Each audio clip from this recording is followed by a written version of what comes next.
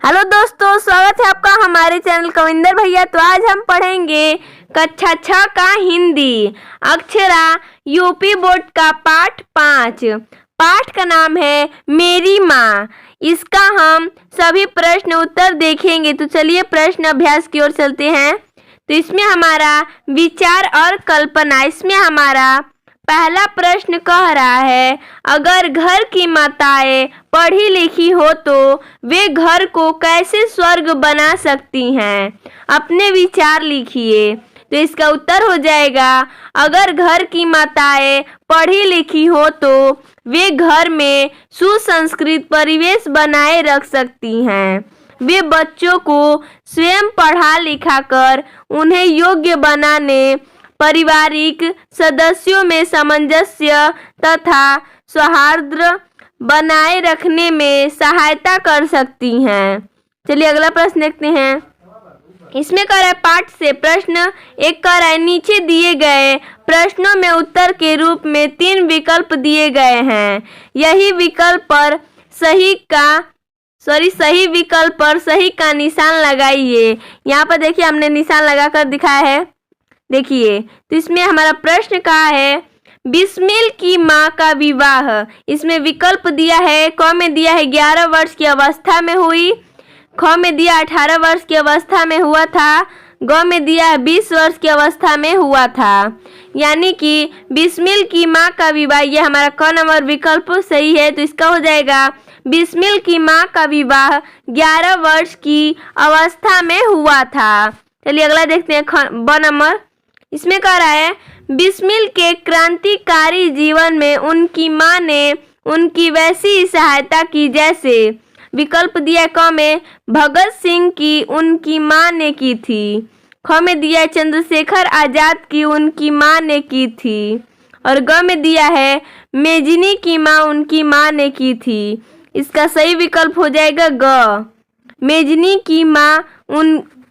की उनकी माँ ने की थी। चलिए अगला देखते हैं प्रश्न, स नंबर। इसमें कह रहा है, बिस्मिल ने माता को धैर्य धारण करने के लिए कहा क्योंकि उनका पुत्र, क में दिया है विकल्प में कायर का जीवन नहीं जीना चाहता था, ख में दिया है छिपकर नहीं रहना चाहता था, और ग में दिया भारत माता की सेवा में प्राणों की बलि चढ़ाना चाहता था। तो इसका हमारा सही विकल्प हो जाएगा ग नंबर, भारत की माता की सेवा में प्राणों की बलि चढ़ाना चाहता था।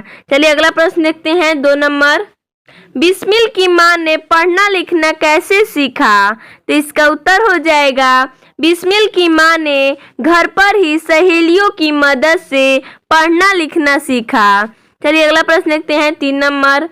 राम प्रसाद बिस्मिल ने कहा था, इस संसार में मेरी किसी भी भोग विलास तथा ऐश्वर्य की इच्छा नहीं, केवल एक तृष्णा है। वह तृष्णा क्या थी? लिखिए। तो इसका उत्तर हो जाएगा, अमर शहीद राम प्रसाद बिस्मिल की तृष्णा थी कि एक बार श्रद्धा पूर्वक माँ के चरणों की सेवा कर अपने जीवन को सफल बना लेता।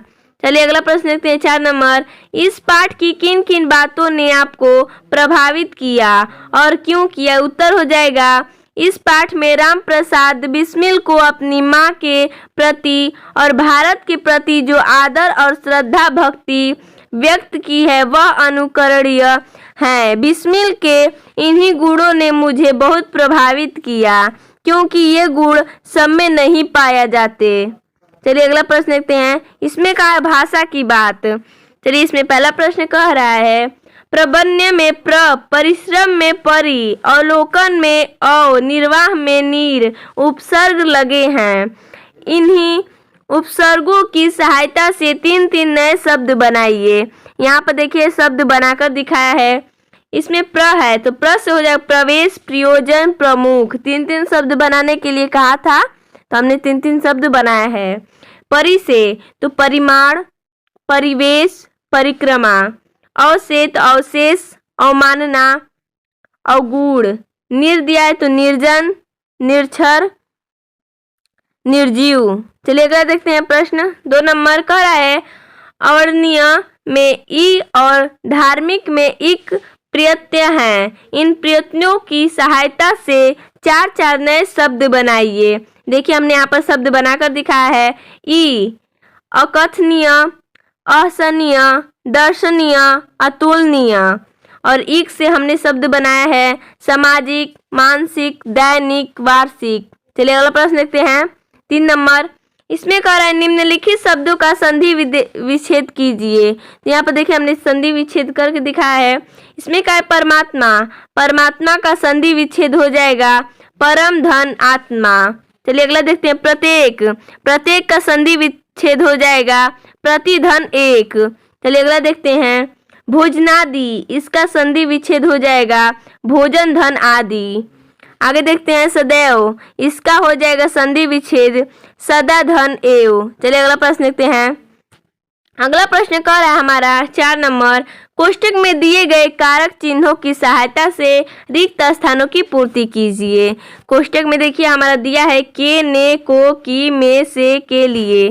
तो देखिए इसमें दिया है हमारा शब्द जहाँ पर हमने ये यहाँ पर भरा है। तो यहाँ पर हमारा रिक्त स्थान की पूर्ति करने के लिए दिया था, हमने यहाँ पर पूर्ति करके दिखाया है आपको। तो देखिए शाहजहां आने, यहाँ पर खाली स्थान था तो हमने भर दिया के थोड़े दिनों के बाद दादी जी ने अपनी छोटी बहन को बुला लिया। आगे दिया हमारा तुम्हारी दया, यहाँ पर खाली स्थान था तो की छाया में मैंने अपने जीवन भर में कोई कष्ट न अनुभव किया। देखिए हमने यहाँ पर भर दिया, खाली स्थान था।